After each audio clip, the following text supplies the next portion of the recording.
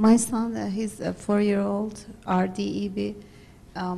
He eats but mashed food usually, but he loves to drink Pediasure. I mean, if I give like 5, 6, he will drink it.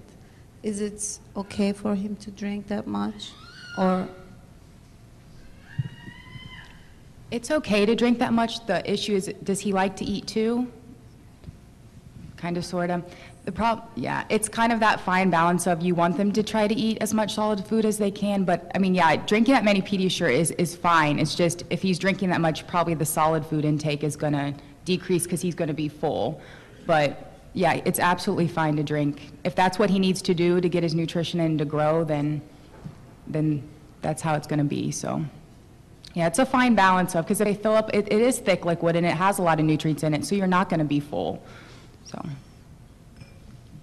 I just wanted to share a tip. My daughter prefers to drink everything, but what we did is, however old she was, like if we were having chicken, beans, and rice, she had to eat 4 pieces of chicken, 4 pieces of beans, and 4 bites of rice. When she was 4, she was done. She could get down, go drink her Pediasure. I was happy, she was happy. And then she turned 5, we did 5 bites, 6 bites. And then obviously at some point she wanted more than however old she was, but it worked. So maybe that might work for Christian.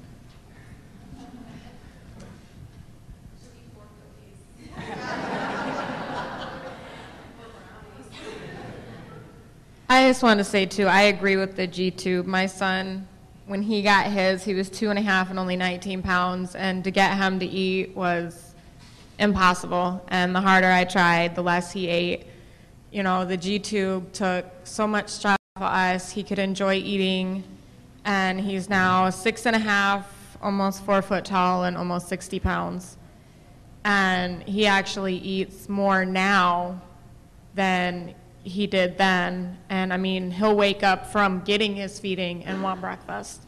So I think it's improved his appetite too.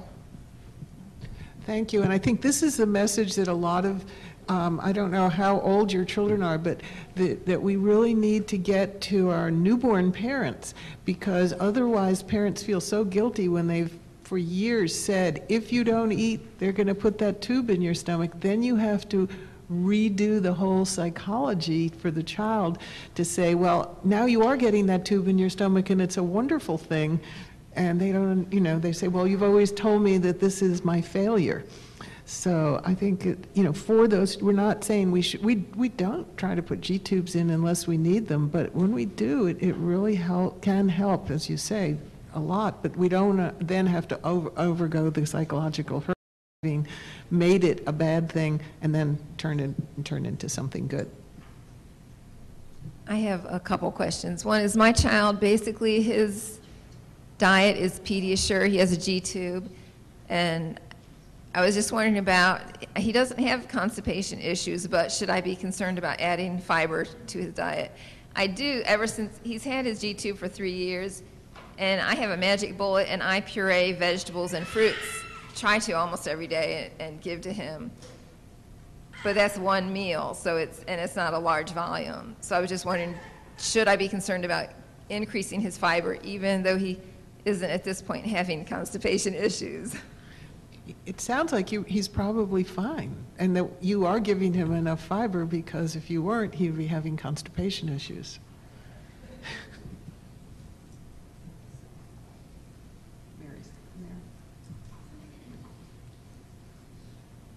I think this will have to be the last question. Well, I'm glad of that. Let's just go with young adults who are taking pain meds and how that has such an adverse effect nutritionally. I think the major effect with the pain medication, one is constipation with the narcotics, and the second is just a feeling of loss of appetite. So we always try to, you know, it's a fine balance to minimize the pain meds to increase function without having the pain come up. It's a very delicate balance. I don't have a magic answer, but I think we need to be aware that this is one of the causes of poor nutrition is poor appetite. on a lot of the medications. Has that been the problem with a lot of pain meds, that appetite's gone down?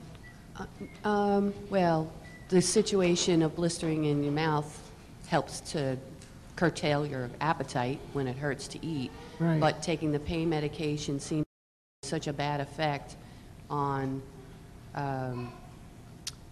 just elimination. Yeah, constipation. Yeah. Yeah, I think really pushing things like Miralax, you know, our gastroenterologist, Dr. Farrell, always says, put enough in until it works. Yeah. And you don't have to be afraid of it. Those things have been used as well as lactulose and stuff like that. And when, you know, they're telling me that when I take that, it causes my stomach to be in such distress, I can't eat. Yeah. So it's like How about fiber?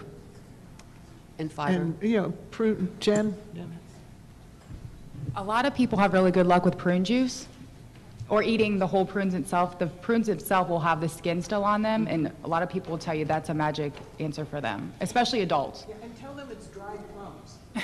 Yeah, they are dried Yeah, plums. they are. I mean, grapes are just dried raisins, you know, it's the same thing. Prunes have a bad, Yeah, I the know. word prune is a bad reputation. It's little old ladies who eat prunes. But it's really trendy to eat dried plums. Because they're just smart, those little old They're ladies. the same, yeah. Thank you so much. Did everybody who wanted the list of labs get that written down? Yes? Okay.